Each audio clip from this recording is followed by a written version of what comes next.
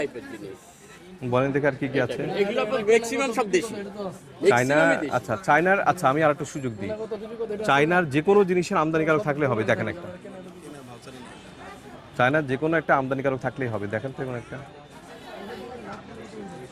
China মানে ওই যেখান থেকে মালটা আসে সেখানকার আমদানিকারক, আমদানিকারকের মাধ্যম দিয়ে আসতে হবে তো, যে আমদানি করছেন এতগুলো পিস নিয়ে এসেছিলেন।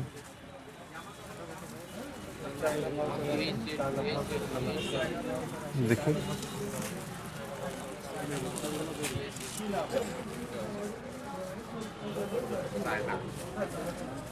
নাহলে কিন্তু মিথ্যা বিজ্ঞাপন হয়ে যাবে এটা। ভাউচারের ক্ষেত্রে অনেক সময় অনেক সময় দেওয়া যেতে পারে। বিজ্ঞাপন মিথ্যা দিয়ে আমাদের কাছে দরকার নাই। হ্যাঁ ওইটা আমাদের দেখেন আল্লাহ যথেষ্ট সম্মানের সাথে রাখছে, আলহামদুলিল্লাহ। কাজের দরকার নাই এগুলা। ওইটা একটু কাইন্ডলি আমাকে দেখাবেন আমদানিকারকটা।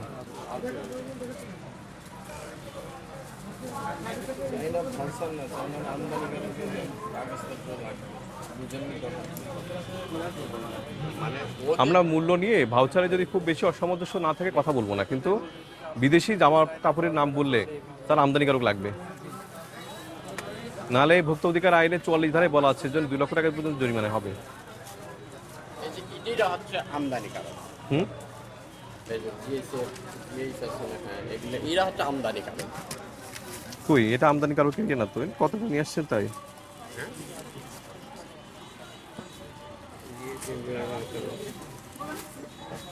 ওরা এমনি বলছে, ওদের কাগজে ওরা বলছে ওরা আমদানি করে থাকে, কিন্তু ও যে আমদানি করছে চায়না থেকে সেই কাগজটা তো নেই।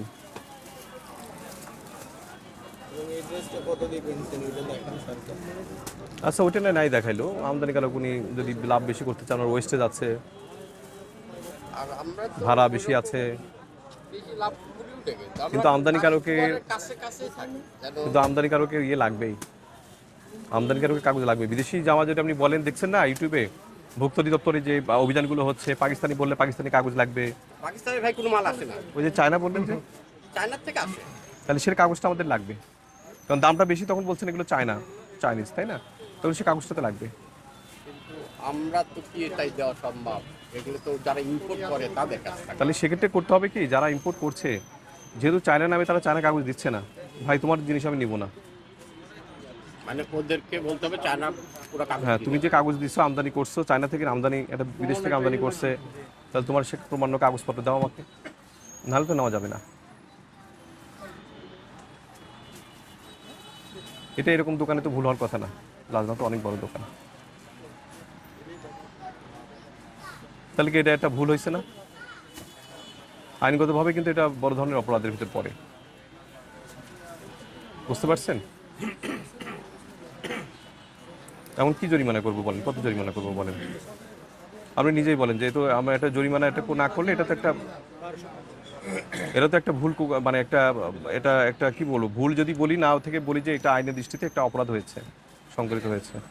আপনি নিজেই বলেন যে এরকম জরিমানা ইয়ে হলে আমি ঠিক হয়ে যাব বলেন। আমাদের মূল উদ্দেশ্য আপনাকে এই জায়গাগুলোতে পরিবর্তন আনা, আপনাকে দণ্ডারোপ করতে হবে ব্যাপারটা এরকম না, এটা করা যাবে না। এটা তাতে হলো কি আমরা লিস্টে থাকলাম যে এটা বলার জন্য এরকম হয়েছিল, এটা করবেন না। বলেন কিরকম জরিমানা করলে এটা পরিবর্তন হতে পারেন বলেন, বলেন নিজেই বলেন, আমি শুনি। আপনাদের একটা সুনাম আছে, বলেন নিজেই বলেন। 5,000 টাকা জরিমানা। ঠিক আছে, মূল উদ্দেশ্যটা হচ্ছে যে জরিমানা না, মূল উদ্দেশ্য হচ্ছে এই জায়গা থেকে সরে আসা। সেটাই। আচ্ছা ওইটা কেন 5,000 টাকা জরিমানা করেন?